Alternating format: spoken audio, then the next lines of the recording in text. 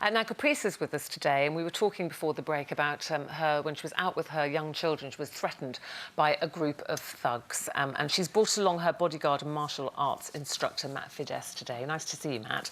And I know you're going to be showing us some self-defence moves today, aren't you? And because we were talking earlier and saying you were actually attacked, weren't you? And saying you wish you'd known this kind of stuff. Well, yeah, but I was about, I think I was about 11, 12, whatever first, second year was secondary school.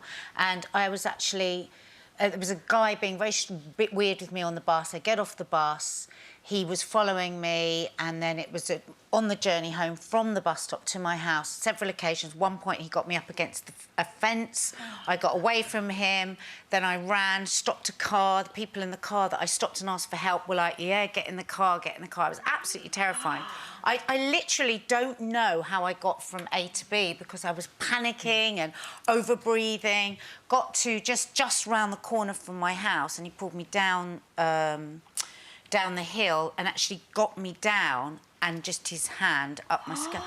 And I managed to get... I mean, I don't really know what I was doing, but I was just screaming and flailing. But this was school time, you know, so there was people... So I think if it had been any later, I think I would have been in a lot more trouble, ran home, my parents were there, threw into the house. It's funny, actually, because I remember at the time my dad went really, really silent when all this was happening. I remember thinking that I'd done something wrong. Well, it wasn't until years... Because my dad was never cross with me. My dad's the loveliest dad in the whole world. But it wasn't until years later that my mum said he was so paralysed with what had happened to you that he couldn't speak. And I remember after that he kept weaving in conversations, whatever.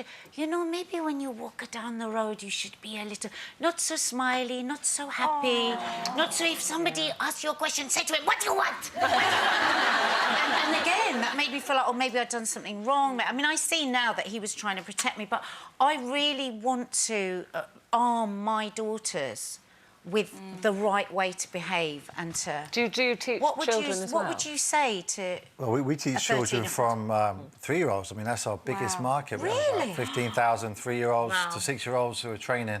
Parents like to install those basics in them first, and obviously they grow up to become confident adults as well. You know, they learn about discipline, self-control, and more so, especially with ladies. I mean, we see more and more of it now.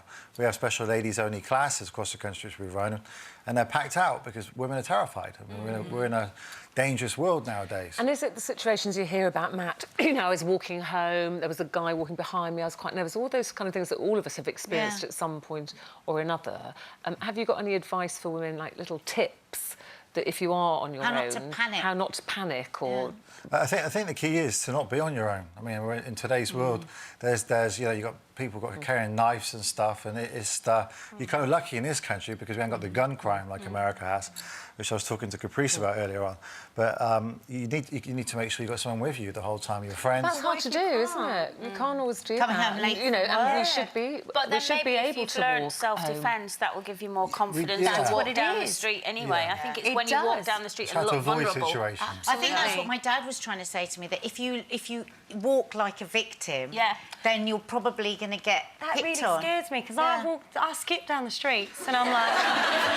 people will be like, give me your phone, and I'll be like, good morning. I'm really oblivious to what's around me, and that really rang alarm bells, because I thought to myself, you're probably right. I probably am like the easiest target walking down the street. Smiling, open. And I just wouldn't... You could be right there, and I wouldn't ever assume that you were going to do anything bad. Now you're saying it on national TV too. Yeah.